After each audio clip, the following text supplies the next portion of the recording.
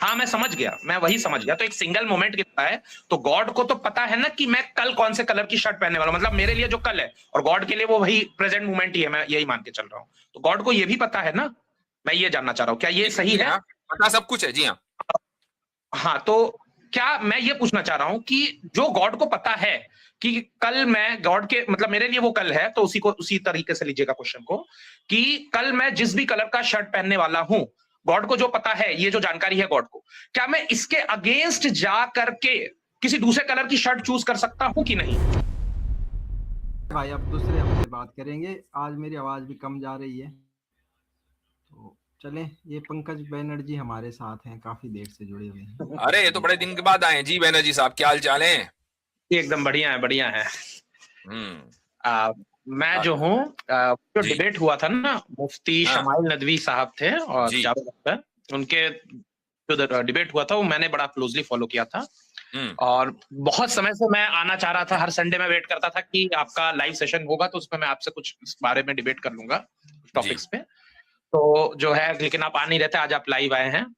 लेकिन एक चीज मुझे थोड़ा सा मतलब गलत लगता है लोगों के बारे में, वो ये कि हर व्यक्ति जैसे जब डिबेट होता है, डिबेट खत्म होता है, तो अपने अपने सपोर्टर्स के हिसाब से खुद ही जो है जीत का सर्टिफिकेट देते हैं। जैसे आपने भी कहीं ना कहीं जो मुफ्ती शमाइल नदवी साहब है उनको आपने भी दे दिया था कि ये भी जो है जीत गए हैं डिबेट। तो ये हम लोग को इस तरह से नहीं करना चाहिए। देखिए क्या है ना, कोई भी फैक्ट सही है कि गलत है, इसको डिबेट से पहले बात तो कभी सुधारा नहीं जा सकता, है ना। जैसे मैं एक एग्जांपल दे दूं कि लाइट वेव है कि पार्टिकल, इसको साइंटिस्ट कभी भी डिबेट के जरिए नहीं सॉल्व कराते, बल्कि इस पे रिसर्च पेपर पब्लिश होते हैं, सब उस पे रिसर्च करते हैं, फिर आप करके उस पे एक लंबा प्रोसेस होता है, उसमें डिबेट के जरिए सॉल्व नहीं हो सकता। डिबेट में तो सिर्फ किसी की कितनी अच्छी स्किल्स है डिबेट करने की, से भी हमें पता चलता है। एनीवेज, मैं थोड़ा सा इसमें आ जाता हूँ। कुछ बातें जो है मैं बहुत ज्यादा जो है मुफ्ती शमाइल नदवी के बहुत मतलब आर्गुमेंट्स में जो मुझे एकदम मतलब लगा कि क्रॉस क्वेश्चन किया जा सकता है, वो मैं पहले कुछ पहले आपकी इस बात का जवाब तो दे दूं मैं। आपने जी जो जी जी शुरू में बात कही, जी जी जी, तो आपकी बिल्कुल मैंने बिल्कुल बात बिल्कुल गौर से सुनी है।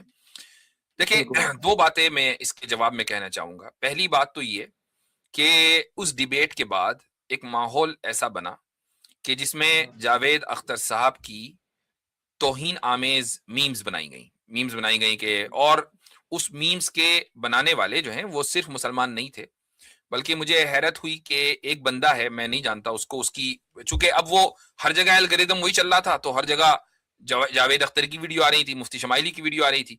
तो उसमें एक बंदा है जो जावेद अख्तर की नकल पहले से उतारता आ रहा है, वो वैसे ही मुंह भी बना लेता है, वैसे ही उसकी आवाज भी निकाल लेता है। उसने भी बाकायदा मीम बनाई कि भाई आइंदा मुझे डिबेट के लिए मत बुलाना, फला फला। तो हालांकि वो मुसलमान नहीं है, तो बहुत से गैर मुस्लिमों ने भी जावेद साहब की मीम्स बनाई। और मैंने उसी वक्त बोला था डिबेट के फौरन बाद कि इस कल्चर से बचना बहुत जरूरी है। उसके बाद एक दो मरतबा और कहा मैंने कि नहीं भाई, जावेद साहब एक इज्जतदार शख्सियत हैं, तो आप किसी को महज इसलिए कि वो अपनी बात सही से अगर रख नहीं पाए, इसका मतलब ये तो नहीं है कि आप उनकी इज्जत का फालूदा कर दें, ये तो गलत बात है। तो हमारी जो डिबेट थी वो इस शर्त पर हुई थी कि वो रिस्पेक्टफुली होगी, वो रिस्पेक्टफुली हुई। तो जिस तरह रिस्पेक्ट का माहौल पहले रखा गया वैसे ही बाद में रखा गया, और ये दोनों तरफ की जो पार्टियां हैं उनकी जिम्मेदारी थी, एक बात। दूसरी बात ये है कि ये जो जीत का ऐलान होता है, ये ऑब्वियसली बात है कि हम लोगों के रिएक्शन को देखकर बात करते हैं कि भाई किसका पलड़ा भारी था। आप हो सकता है कि ये कहें भाई मुफ्ती शमाइल ने फला फला फला बातों का जवाब नहीं दिया, लेकिन आप ये भी जानते हैं कि जावेद अख्तर साहब ने 10 मिनट का जो ओपनिंग स्टेटमेंट था उसमें से किसी एक बात का जवाब नहीं दिया। 10 मिनट के ओपनिंग स्टेटमेंट ने सेट कर दिया था कि जावेद के डिबेट किधर जाएगी। नहीं सर, मैं आपको तो व्हाट आई एम ठीक है, ट्राइंग टू से, लोगों का जो मिजाज था, जो सोशल मीडिया पर लोगों का रिएक्शन आ रहा था, उसमें मुसलमान भी थे, गैर मुस्लिम भी थे, हिंदू भी थे बड़ी तादाद में, जो ये कह रहे थे भाई जावेद अख्तर साहब तो जवाब ही नहीं दे पाए, एक मदरसे का लड़का ले गया। ये जो था उस चीज को सामने रखकर हमने कहा कि भाई जावेद साहब ने जवाब नहीं दिया। तो जी हाँ, तो ये मेरी तरफ से वजाहत हो गई। अब आप बोलें जी। जी, मैं ये कह रहा हूँ, वैसे जवाब दिया था, हालांकि इसमें मैं बाद में आऊंगा क्योंकि फिर हम लोग का डिबेट का जो रुख है ना वो बदल जाएगा। मैं एक चीज पूछना चाहता हूँ, डिबेट का सारा जो एंडिंग पॉइंट था उसमें मैंने देखा है सब सारा आर्गुमेंट इस पॉइंट पे आके रुक गया कि जो मतलब जो गॉड है तो उनके होने के बावजूद कैसे दुनिया में इतना ज्यादा इविल है। और यहाँ पे जो मुफ्ती शमाइल नदवी साहब थे उनका एक ये आर्गुमेंट था कि देखिए एमसीक्यू में सारे सही आंसर्स नहीं हो सकते, तो एक सही होता है बाकी गलत होते हैं, तो ये हमारी फ्री विल है, चॉइस है कि हम गलत चूज कर रहे हैं, सही तो हमारी है, उसमें गॉड इंटरफेयर नहीं करते।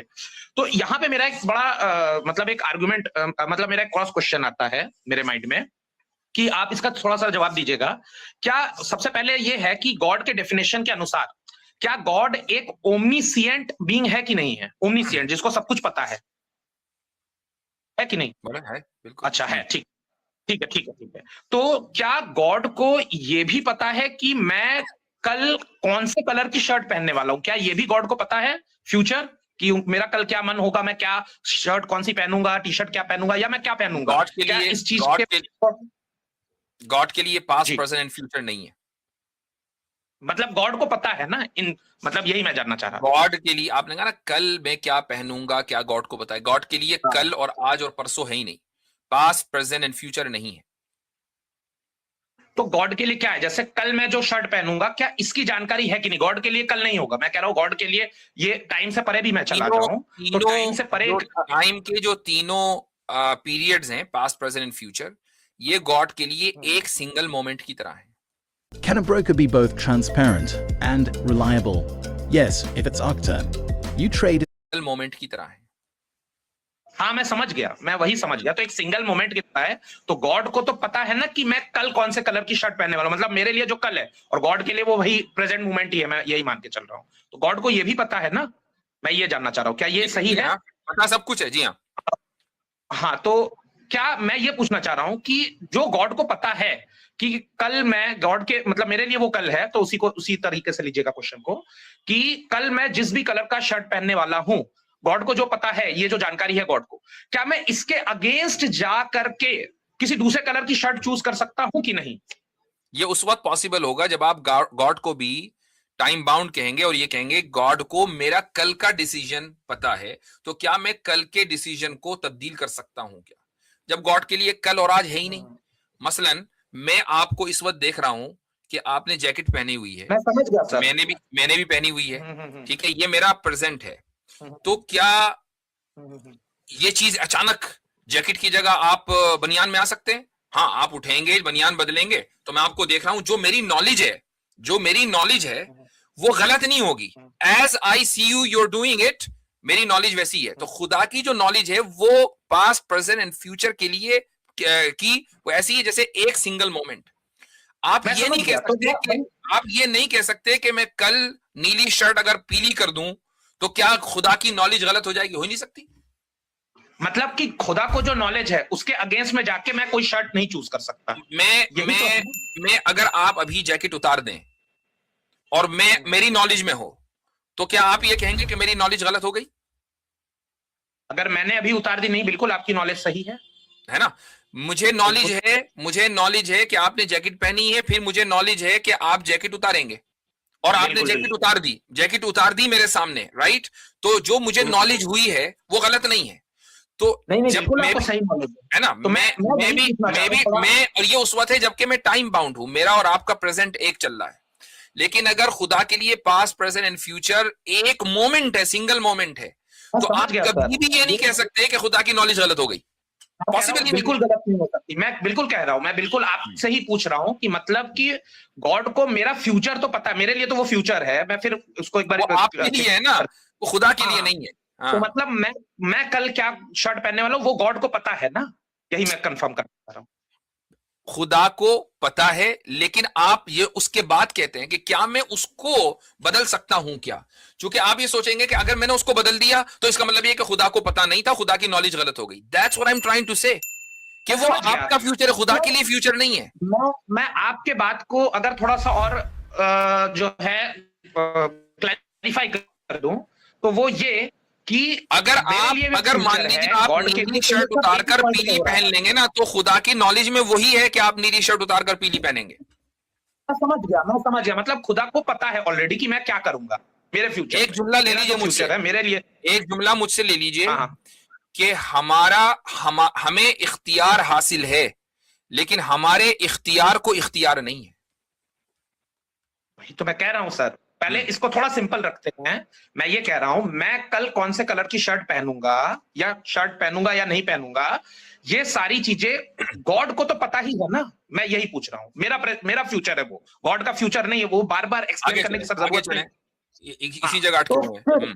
अगर मैं वही कह रहा हूं ना, मैं अटकना नहीं चाह रहा एक्चुअली, थोड़ा सा उसी बात को आप बार बार क्लैरिफाई कर रहे हैं। मैं ये कह रहा हूं, इन केस मैं जिस कलर की शर्ट पहनने वाला हूं वो अगर गॉड के नॉलेज में पहले से ही है, तो मेरे पास फ्री विल कहां से आ गई? ये तो पहले से ही तय है ना कि मैं कौन से कलर की शर्ट पहनने वाला हूं।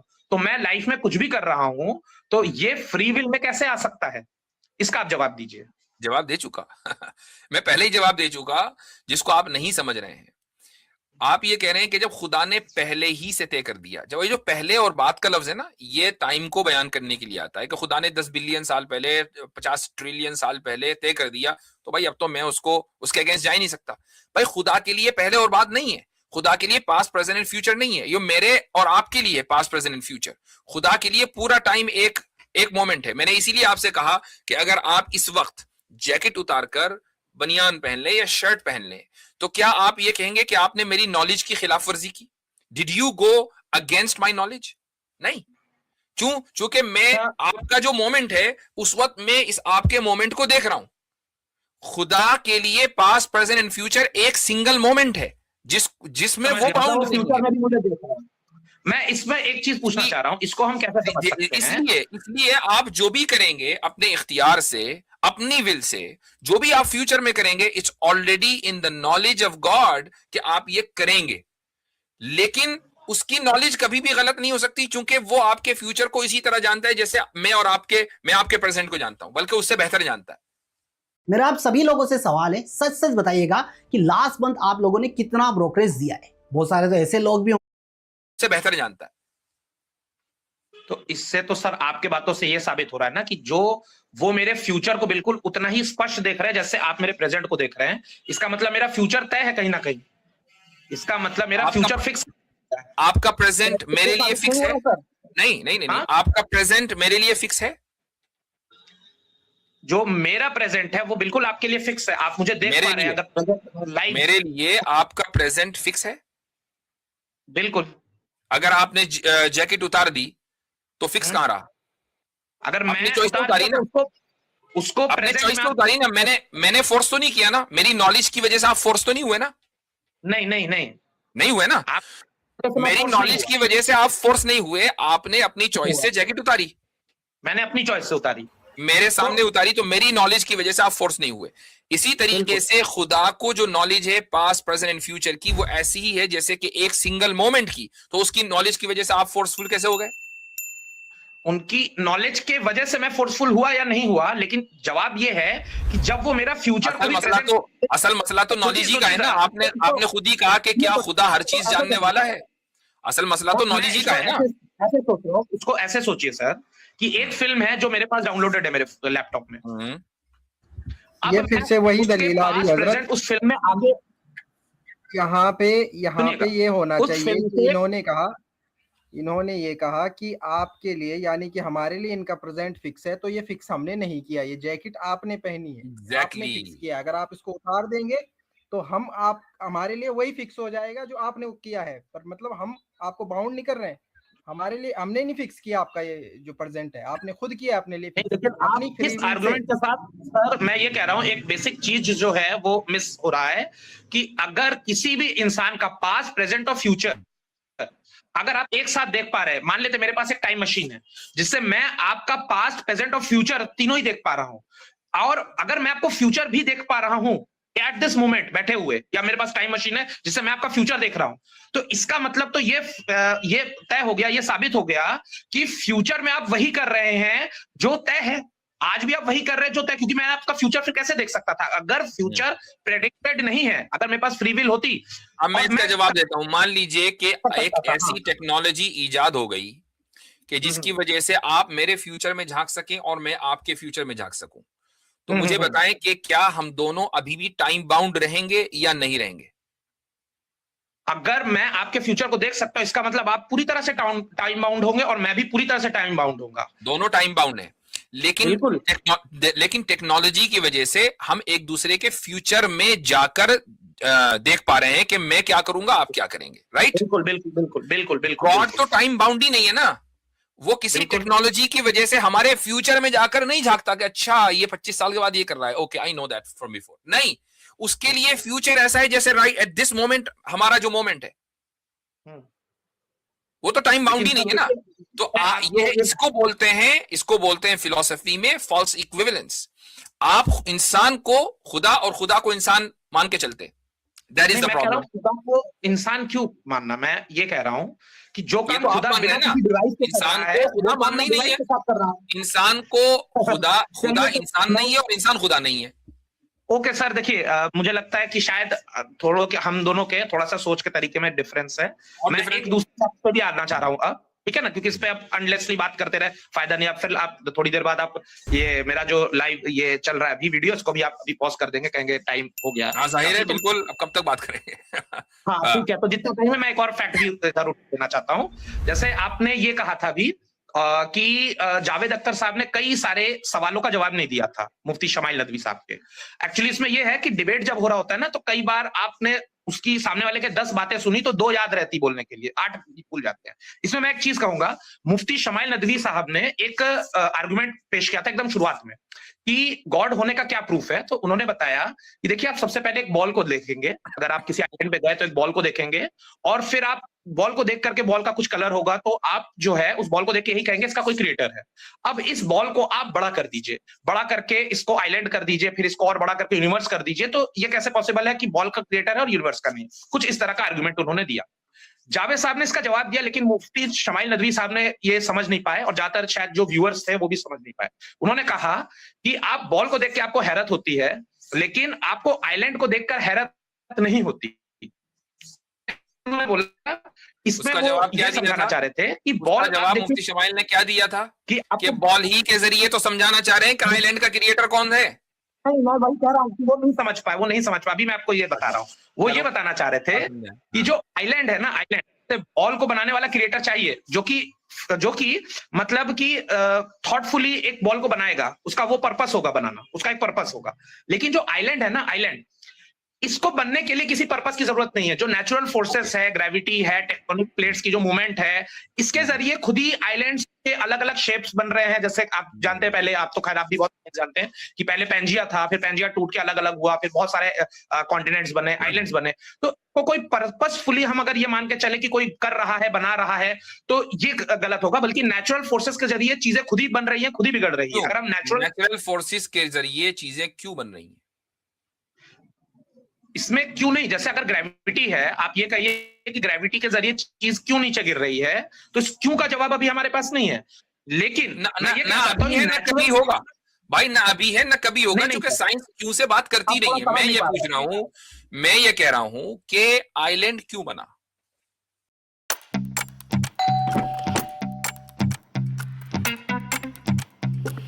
क्यों बना, आइलैंड क्यों बना, कैसे बना, मत बताना मुझको, क्यों बना। हाँ नहीं, मैं ये पूछना चाह रहा हूं कि अगर कोई, मुझे ये मत बताना आपके कैसे बना, वो साइंस ने बता दिया, मुझे बता क्यों बना। नहीं सुनिए, क्यों बना का अगर आप पर्पस जानना चाह रहे हैं, मैं कहूंगा कोई पर्पस नहीं है। नेचुरल फोर्सेस जो आपको पर्पस मालूम नहीं है, इसका मतलब ये तो नहीं है कि पर्पस नहीं है। Just because you don't know something it doesn't mean it doesn't exist. नहीं, मैं अगर इस क्वेश्चन को घुमा दूं और मैं कहूं कि आपको लगता है कि पर्पस है, तो इसका ये मतलब भी तो नहीं है ना कि पर्पस होगा ही। एक आइलैंड किसी खास शेप का बन गया है, तो ऐसा तो जरूरी नहीं कि पर्पस है। ये तो फिर प्रूफ करने की जिम्मेदारी आपकी है ना, इसको प्रूफ करने की इसके पीछे कोई पर्पस होगा। आपको हम तो ये मानते हैं कि पूरी दुनिया का एक पर्पस है, उसमें आइलैंड भी है, ठीक है। पूरी दुनिया का पर्पस ये है कि वो ह्यूमैनिटी के लिए जहां उसको रहना है उसके लिए वो जगह रहे और इंसानियत की सर्विस हो, इंसानियत की खिदमत हो। पूरी दुनिया इसीलिए बनी है। हमारे उसमें आइलैंड भी है, आइलैंड के ऊपर उगने वाला एक फूल भी है और उसके ऊपर उगने वाला उस पर पड़ा एक जर्रा भी है। हमारे नजदीक तो कोहेरेंस है मुकम्मल पूरे यूनिवर्स के अंदर। आप मुझे ये बताएं कि आइलैंड ने आपने कहा भाई नेचुरल फोर्सेस की जमा हुई, ग्रेविटी फला ढिगा, और जनाब आइलैंड क्यों हुई, मतलब वाई ना होती उनमें कोई डिसीजन मेकिंग ताकत तो नहीं थी। नहीं, उन्होंने क्यों डिसाइड किया, या किसी चीज ने उनको कंपेल किया, किसी चीज ने फोर्स किया, क्यों हुई जमा? ये कह रहा हूं कि हर चीज के होने के पीछे कोई डिसीजन मेकिंग पावर होना तो जरूरी नहीं है। जब यूनिवर्स में इतनी चीजें चल रही हैं, इतने प्लैनेट्स घूम रहे हैं, कोई प्लैनेट किसी से टकराया, कोई किसी खास फॉर्म में आया, इसके लिए कोई पर्पस होना तो जरूरी नहीं है। हम तो अभी तक यही देखते आ रहे हैं कि कई चीजों के पीछे पर्पस नहीं होते। पर्पस मालूम नहीं है आपको, पर्पस है लेकिन मालूम नहीं है। लेकिन ये आपको कैसे पता कि पर्पस है? ये भी तो आप प्रूफ करिए। अभी हमने बताया ना, पूरी कायनात का पर्पस इंसानियत की खिदमत है कि इंसान यहां रहे। मुझे एक बात बताएं, चलें ठीक है, आप मान लीजिए किसी सितारे को लाकर सूरज से टकरा दें, हाँ पॉसिबल है? मतलब मेरे अभी के कैपेसिटी में नहीं पॉसिबल है। नहीं, मैं नहीं कह रहा हूं आप ये करें, सूरज कोई सितारा आए और सूरज से टकरा जाए, वैसे यूनिवर्स में पॉसिबल है, बिल्कुल पॉसिबल है। अच्छा, बिल्कुल। अगर आ जाए और टकरा जाए तो क्या होगा? कोई सितारा आए और टकरा जाए तो एक्सप्लोजन्स होंगे, फिर बहुत सारे फिनोमेनन्स है। दो स्टार्स एक हो सकते, मर्ज हो सकते, मतलब उसमें भी बहुत सारी। आप बचेंगे? नहीं, अगर मेरे बचने की बात कर रहे तो नहीं, पॉसिबल नहीं है। इंसानियत बाकी नहीं होगी, बाकी नहीं बचेगी, राइट? ठीक। अच्छा, एंट्रोपी को तो मानते ही हैं? हाँ मानते, क्या जानते हैं, प्रूव्ड है, मानना और करना मानते भी है ना, उसको मानना ही बोलते हैं भाई। जानते हैं? आपने एंट्रोपी देखी कहाँ है? आपने कायनात की एंट्रोपी देखी? नहीं, मैंने नहीं, अपने रोजमर्रा की लाइफ में देख रहा हूँ, तो उस हिसाब से तो चलिए रोजमर्रा की लाइफ में तो हम ये भी देख रहे हैं कि हम पैदा होते हैं तो किसी न किसी कॉज से पैदा होते हैं। इसके बावजूद भी आप आइलैंड के कॉज को नहीं मानते। अगर रोजमर्रा पे चलना है ना भाई, तो रोजमर्रा के जो वाकयात है ना, वो खुदा के वजूद का सबसे मजबूत सबूत है। लेकिन आप लोग तो रोजमर्रा की बात को मानते ही नहीं है। आपने कायनात में एंट्रोपी देखी है? मैंने कायनात में, पहले अगर मेरा पर्सनल पूछ रहे हैं तो जरूर नहीं कि इसको वेरियस रिसर्च में, वेरियस फिजिक्स के इक्वेशन में इसको साबित किया गया कि एंट्रोपी है। एंट्रोपी हमेशा बढ़ती देखी है सर। पहले दो चीज किसी ने देखी है कायनात की एंट्रोपी? किसी ने देखी? चलो रिसर्च पेपर में हुआ है वो, किसी ने देखी है? एंट्रोपी कोई देखने वाली चीज नहीं ना, ये फिजिक्स नहीं है ना। आई नो, यहां तक पहुंचे कैसे? रिसर्च करके। किस तरह रिसर्च की, जरा बताएं, क्या था रिसर्च में, क्या था?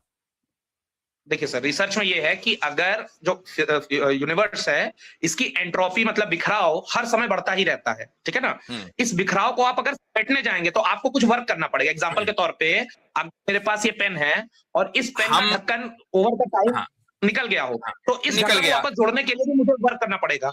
आपको लैपटॉप, आपके पास लैपटॉप है, over the period of time laptop खराब हो जाता है। हर सिस्टम खराबी की तरफ बढ़ रहा है। हाँ, हर सिस्टम खराबी की तरफ बढ़ रहा है। ये हमने देखा, ये हमारा ऑब्जर्वेशन है। हमने लैपटॉप देखा, हमने फोन देखा, हमने घर देखा, हमने शहर देखा, हमने इंसान देखा, हमने सिस्टम खराबी की तरफ बढ़ रहा है। ठीक, यहां से हमने कहा भाई कायनात भी एक सिस्टम है, तो यहां भी इसको भी खराबी की तरफ बढ़ना है, और इसका इसमें यहां भी एंट्रोपी आनी है, द बिग फ्रीज, राइट? सही जा रहा हूं ना? बिल्कुल। ओके, नहीं, बिग फ्रीज ऐसा कंफर्म नहीं है, मैं पहले क्लियर कर दूं, कहीं बाद में। चलो सही है, चलो ठीक है, बिग फ्रीज नहीं है, एंट्रोपी है। ओके, आपने रोजमर्रा की चीजों से एंट्रोपी जो आपने नहीं देखी, उसको बुनियाद, आपने उसको लॉ बना दिया, which I agree, I have no problem with entropy. मैं ये कहता हूं कि जब आप फ्यूचर में कोई चीज जो होने वाली है, जो अभी नहीं हुई है, उसको आप एक लॉ बना देंगे, इस दुनिया में जो चीजें हो रही हैं उनकी बुनियाद पर, तो इस दुनिया में जो चीजें हो रही हैं उनकी बुनियाद पर पास्ट में जो हुआ है उस पर लॉ क्यों नहीं बना सकते? फ्यूचर का लॉ तो बना सकते हैं, पास्ट में क्यों नहीं बना सकते? Angel One app is built for traders. क्यों नहीं बना सकते? नहीं, मैं समझा नहीं आपका क्वेश्चन कि कौन सी चीज। क्वेश्चन ये है कि आप एक आइलैंड को ये कहते हैं कि ये खुद से खुद बना, जबकि एक बॉल जो उस आइलैंड के ऊपर रखी हुई है खुद से नहीं बन सकती, लेकिन आपने बॉल को आइलैंड से अलग कर दिया। बॉल के लिए आपने अलग कानून बनाया, आइलैंड के लिए आपने अलग कानून बनाया। तो क्यों आपने कहा नहीं, ये जो दुनिया में चीजें हो रही ना, ये तो चूंकि हाँ ये इनके लिए कोई ना कोई मेकर और कोई ना कोई क्रिएटर चाहिए, इनके लिए कोई ना कोई क्रिएटर चाहिए, लेकिन आइलैंड वाइलैंड, पहाड़ों के लिए, समंदर के लिए कोई क्रिएटर की हमें जरूरत नहीं। आपने दो चीजों को अलग कर दिया, लेकिन एंट्रोपी में आपने दो चीजों को अलग नहीं किया। आपने कहा बॉल भी खराब होती है, कंप्यूटर भी खराब होता है, मोबाइल भी खराब होता है, इंसान भी खराब होता है, देयरफॉर यूनिवर्स में भी एंट्रोपी है। पहले सर मैं इसको क्लियर कर दूं। बोला ये जाता है कि जो हमारा ऑब्जर्वेबल यूनिवर्स है, जहां तक हमने अभी तक इसको देखा है, वहां पे एंट्रोपी है। ये कहीं नहीं बोला जाता कि यूनिवर्स के बाहर और जहां यूनिवर्स खत्म है उसके बाद भी एंट्रोपी होगी, ऐसा कोई क्लेम नहीं किया जाता। उसकी वजह यह है कि साइंस सिर्फ ऑब्जर्वेबल यूनिवर्स पर ही राय दे सकती है, उसके बाहर राय नहीं दे सकती। बिल्कुल। तो जिस दिन साइंस ये कहने लगी है कि एंट्रोपी यूनिवर्स से बाहर एग्जिस्ट करती है, उस दिन साइंस को ये मानना पड़ेगा कि there is a universe outside of this universe. वो मानना वो मुमकिन नहीं है, चूंकि ऑब्जर्वेशन नहीं है। ठीक है, लेकिन सर हम लोग टॉपिक से भटक गए। इससे गॉड कैसे प्रूव हो गए, ये आप बता रहे थे। टॉपिक से बिल्कुल नहीं भटके, टॉपिक्स पर ही हैं। आपने ये कहा कि जावेद साहब ने ये कहा था कि आइलैंड के लिए जरूरत नहीं है किसी बनाने वाले की, बॉल के लिए जरूरत है। उसके जवाब में मैंने ये कहा कि आप दुनिया की रोजमर्रा के वाकयात को देखकर ये डिसाइड करते हैं कि एंट्रोपी एक लॉ है। ऐसे ही दुनिया के रोजमर्रा के वाकयात को देखकर आप ये डिसाइड क्यों नहीं करते कि हर एग्जिस्टेंस का कोई ना कोई कॉज है, आइलैंड का भी कोई ना कोई कॉज है। सर पहले मैं एक चीज इसमें क्लियर कर दूं, बॉल को आइलैंड से कंपेयर करना बिल्कुल गलत है। लिविंग बींग्स, हम लोग लिविंग बींग्स हैं, हम लोग कॉन्शियसली कुछ काम को करते हैं। तो हमने कॉन्शियसली अगर किसी काम को किया और हम लोग जो भी क्रिएट करते हैं, चाहे लैपटॉप, कंप्यूटर, बॉल हो, ये पूरे मतलब इस वर्ल्ड का भी वो 0.1% भी नहीं कंस्टिट्यूट करता। बाकी यूनिवर्स में जो हमारे अर्थ में जो पहाड़ बन रहे हैं, आपको पता ही है, जहां पे हिमालय आज माउंटेन्स है, वहां पहले टेथीस नाम का एक तो पूरा समुद्र का रीजन था। फिर ये जो एशियन प्लेट पे आकर के ये इंडियन प्लेट आके टकराया, फिर पूरा पहाड़ बना, fold mountain, young fold mountain. ये सब के पीछे पर्पस तो है ही हमारे सामने रोज। हम अगर लिमिटेड कॉन्शियसनेस रखने के बावजूद बॉल, लैपटॉप, बल्कि बहुत हाई टेक चीज डिवाइसेस क्रिएट कर सकते हैं अपने फायदे और अपने नफे के लिए, तो मुझे एक बात बताएं कि जो चीजें हमारे परसेप्शन से बाहर हैं, जमीन है, आसमान है, आसमान का मतलब जो पूरा कायनात है, उसके अंदर सितारे हैं, सैयारे हैं, वगैरह वगैरह वगैरह, जो इस पूरी कायनात को इंटैक्ट रखे हुए हैं, क्या आप नहीं समझते कि इसको बनाने के लिए एक हायर कॉन्शियस बीइंग की जरूरत है? पहले तो एक चीज है कि डेप्थ रखे हुए, ये जो आप कह रहे हैं, ये तो आपके लिए डेप्थ है। हो सकता है यूनिवर्स कुछ भी ना हो, एक कचड़ा हो, और हम चूंकि इसमें पैदा हो गए तो हमारे लिए मैंने इंटैक्ट कहा कि इंटैक्ट है पूरा सिस्टम। नहीं, मैं कह रहा हूं, अच्छा ठीक है, आपने इंटैक्ट कहा, मैं कह रहा हूं ये पॉसिबल है। मैं ये कह रहा हूं कि अगर छोटे मोटे डिवाइस के लिए एक कॉन्शियस बीइंग की जरूरत है, तो वो चीजें कि जो हमारे परसेप्शन से परे हैं, उनको बनाने के लिए जरूरी नहीं है कि कोई ऐसी जात होनी चाहिए जो हायर कॉन्शियस रखे। नहीं सर, मुझे तो बिल्कुल नहीं लगता कि कोई ऐसा जरूरी है कि कोई ऐसा हायर कॉन्शियस बीइंग चाहिए इन तो चीजों को। छोटी मोटी चीजों के लिए भी फिर आप ये कहते हैं कि जरूरत नहीं है? तो छोटी मोटी चीजें कहाँ, जैसे घर के बाहर कहीं पत्थर पड़ा हो तो उस पत्थर को किसने क्रिएट किया? बॉल है, आपके घर में बच्चा बॉल खेलता है, छोटी मोटी चीज है, उसमें कौन सा नासा के डिवाइसेस लगे हुए हैं, वो खुद क्यों बन जाती है? हम लोग दो अलग चीजों को मिला दे रहे हैं, यहाँ पे ये समझना। हम ये कह रहे हैं कि एग्जिस्टेंस का कोई ना कोई कॉज होता है, और वो चाहे बॉल हो एग्जिस्टेंस या आइलैंड हो। नहीं, कॉज होता है। हम कंसिस्टेंसी के साथ चल रहे हैं। आप ये कह रहे हैं कि आइलैंड खुद ब खुद बन गया, कैसे बन गया? चूंकि ग्रेविटेशनल फोर्स ये था। मैं पूछ रहा हूँ क्यों, ऐसा क्यों हुआ? बातों को ट्रिम कर दे रहे हैं। मैं कह रहा हूँ आइलैंड खुद ब खुद नहीं बना, उसको नेचुरल फोर्सेस ने बनाया है। अब नेचुरल फोर्सेस के पास कोई इरादा तो था नहीं, विल पावर तो थी नहीं, क्यों उन्होंने डिसाइड किया, क्यों बनाया? जिसके पास इरादा नहीं होता डिसाइड कैसे करेगा? एग्जांपल के तौर पे भूकंप। एग्जैक्टली, तो नेचुरल फोर्सेस ने क्यों बनाया? सर नेचुरल फोर्सेस ने क्यों बनाया आप तब पूछ सकते। अगर ये नेचुरल फोर्सेस के पास कोई कॉन्शियसनेस होती, ये नेचुरल फोर्स अपने धुन में काम कर रहे हैं। भूकंप आता है ना सर, आपके सामने भूकंप आते हैं, सुनामी आते हैं, और इससे कितनी चीजें नई फॉर्म होती है, कितने पुराने पहाड़ है जिनकी कितनी चोटियां कम हो जाती है फिर बनती है। तो ये चीजें आप जो कह रहे क्यों बनता है, भूकंप क्यों आया? सर पहले तो एक चीज समझना पड़ेगा कि जलजला क्यों आया? आपने कहा टेक्टोनिक प्लेट्स हिली तो जलजला आता है। हाँ बिल्कुल, टेक्टोनिक प्लेट्स से तो आप भी जानते हैं। क्यों हिली टेक्टोनिक प्लेट्स? क्योंकि सर अर्थ के जिस कोर में है, अर्थ के जो एकदम सेंट्रल पॉइंट है, कोर है, वो बहुत अनस्टेबल है, बहुत गर्म है।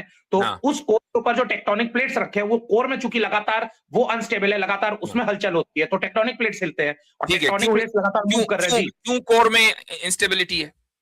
कोर में इसलिए इंस्टेबिलिटी है क्योंकि अर्थ जो है ना सर, अर्थ का मास बहुत ज्यादा है, और अर्थ का जो पूरा मैटर है, मास है, वो सेंटर की तरफ अपना प्रेशर लगा रहा है। तो जब कोई चीज हाई प्रेशर में आता है, कौन सा चीज ऐसा क्यों है?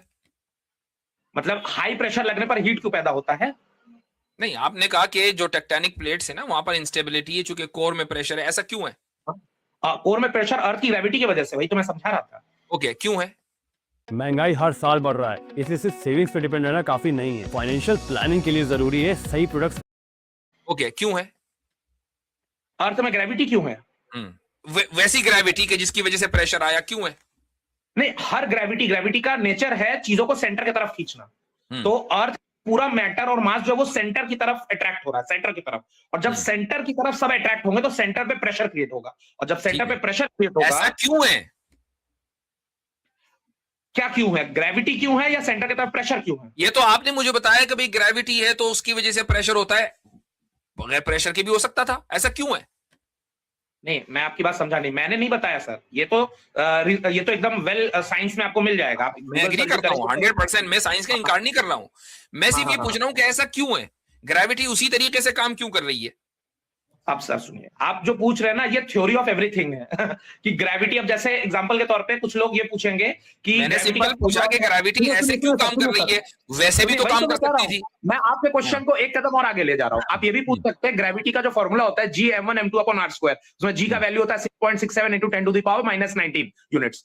तो यही वैल्यू क्यों है, यही कांस्टेंट हम क्यों मल्टीप्लाई करते हैं? तो इसी का जवाब तो अभी साइंस के पास नहीं है ना। हमें अगर सब पता हो जाता तो हम खुद ही गॉड ना बन जाते सर। अभी तो हमारे पास अभी नॉलेज की सीमा है, और ये हम एक्सेप्ट करते हैं कि हमारे पास अभी नॉलेज की सीमा है। अगर हमें सब पता होता तो हम खुद ही गॉड बन जाते। अब यहां से दो बातें समझ में आई। पहली बात, जो गॉड है उसे सब पता है। दूसरी बात ये समझ में आई कि हमें नहीं पता है, देयरफॉर अगर हम गॉड का इनकार कर रहे हैं तो आर्ग्यूमेंट फ्रॉम इग्नोरेंस हुआ कि नहीं हुआ? मैं एक्चुअली यहाँ पे एक चीज है, एक और चीज गड़बड़ हो जाती है। लोग सोचते हैं कि चूंकि हमें नहीं पता तो मैं गॉड को इनकार कर दे रहा हूं। मैं कह रहा हूं कि चूंकि मुझे नहीं पता तो मैं किसी क्लेम में एक्सेप्ट नहीं कर सकता। एग्जाम्पल के तौर पे, जब आपको नहीं पता कि यूनिवर्स कैसे बना, तो ये क्लेम भी उतना ही सही है कि इस गॉड, इस यूनिवर्स को किसी ने बनाया, ये क्लेम उतना ही सही है। इसी को हम मुफ्ती शमाइल वाला जो आर्गुमेंट था उसी को ले लेते हैं। होल्ड ऑन, क्योंकि आपने डिबेट से शुरू किया था, आपने कहा नहीं मुझे पता नहीं है। मैं कहता हूं कि क्या एक पॉसिबल एग्जिस्टेंट के लिए नेसेसरी बीइंग होना जरूरी है कि नहीं? पॉसिबल एग्जिस्टेंस के लिए, अब वो नेसेसरी बीइंग थोड़ा आप समझाइएगा। वो कॉन्शियस आप पूछ रहे तो मैं नहीं जानता वो कॉन्शियस है कि नहीं। हर कॉज के पीछे वो बात की है कि उसमें कॉन्शियसनेस है या नहीं। मैं कह रहा हूं एक पॉसिबल एग्जिस्टेंट के लिए एक नेसेसरी एग्जिस्टेंट होना जरूरी है कि नहीं? बिल्कुल सर, बिल्कुल है, बिल्कुल बिल्कुल। अच्छा, ग्रेविटी नेसेसरी एग्जिस्टेंट है? नेचुरल फोर्सेस नेसेसरी एग्जिस्टेंस है?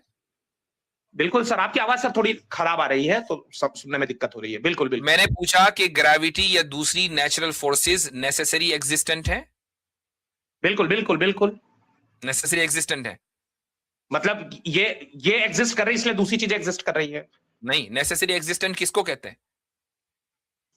वो चीजें जो एग्जिस्ट कर रही हैं मेरे अनुसार। ये अगर इसका कुछ गलत कुछ दूसरा डेफिनेशन है तो नेसेसरी एग्जिस्टेंट हुआ भाई। नेसेसरी एग्जिस्टेंट वो एग्जिस्टेंट होता है कि जो कभी भी नॉन एग्जिस्टेंस में ना जाए, जो कभी भी नॉन एग्जिस्टेंट ना हो।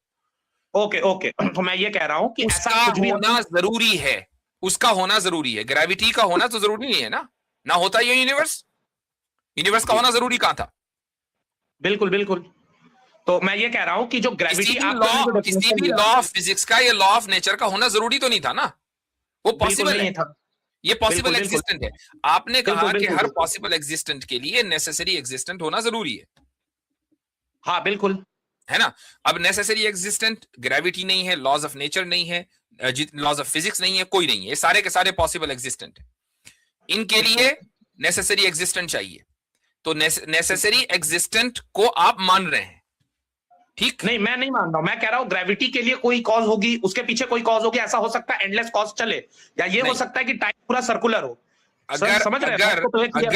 अगर आपने नेसेसरी एग्जिस्टेंट मान लिया, आप खुद ही कह रहे हैं कि पॉसिबल एग्जिस्टेंस के लिए नेसेसरी एग्जिस्टेंस चाहिए। प्रॉब्लम ये है, मैं नेसेसरी एग्जिस्टेंस ये जो वर्ड है इसका डेफिनेशन मुझे नहीं पता, इसलिए मैं इसमें हाँ या ना करने से थोड़ा बच रहा हूं। आपने जो कहा कि नेसेसरी एग्जिस्टेंस वो चीज हम मान लें। अब तो ये वाला लफ्ज बच्चे की जबान पे आ गया, कंटिंजेंसी और नेसेसरी एग्जिस्टेंस। जावेद अख्तर साहब वाली बात कर रहे हैं आपके, यार मुझे जरा समझाएं, मुझे समझ में नहीं आ रहा ये क्या बात है? सर कंटिंजेंसी वर्ड का वो मैं समझ गया। हाँ हाँ पंकज भाई, नेसेसरी एग्जिस्टेंस वो है जो कंटिंजेंट ना हो, जो ये भी कंटिंजेंट ना हो। कंटिंजेंट ना हो तो सुनिए सर, जो ग्रेविटी है ये भी बिल्कुल एक नेसेसरी एग्जिस्टेंस है, क्योंकि अभी कंटिंजेंट तो नहीं है। ओके तो आप ये कह रहे हैं कि ग्रेविटी जो है वो हमेशा से है और उसको कोई किसी चीज ने कॉज नहीं किया। नहीं, मैंने तो नहीं कहा। तो फिर नेसेसरी एग्जिस्टेंस का क्या मतलब है सर? नेसेसरी एग्जिस्टेंस जो आप कह रहे हैं, अगर आप उसको एज अ गॉड का दर्जा दे रहे हैं तो मैं इससे बच रहा हूं। मैं कह रहा हूं ग्रेविटी किसी चीज का कॉज है सर। सुनिए सर, जाए ना आप नेसेसरी एग्जिस्ट। चलो अब मैं आपको एक होमवर्क दे रहा हूं। आपसे लंबी लंबी बहुत बात हो गई और अब मौजू भी हट गया। आप एक काम करें आप नेसेसरी एग्जिस्टेंट और कंटिंजेंसी, इन दो लफ्जों पर जो फिलॉसफी में बहस है, आप वो पढ़। कंटिंजेंसी का मतलब तो पता है, जो चीज किसी और अपने कॉज के लिए किसी और पर निर्भर ना करे। ये दैट्स ऑल। साइंस में नहीं, फिलॉसफी में। आप फिलॉसफी में जो कंटिंजेंसी और नेसेसरी एग्जिस्टेंट, ये दो टर्मिनोलॉजी को आप समझ लें, उसके बाद आए फिर बात करते हैं। वरना मजा ही नहीं आ रहा, मैं कुछ कह रहा हूं वो कुछ कह, फिर वो जावेद अख्तर वाली बात हो जाएगी, फिर लोग कहेंगे यार मुफ्ती साहब ने ऐसा बोला, अगले बंदे को समझ में नहीं आया, क्या फायदा है ना।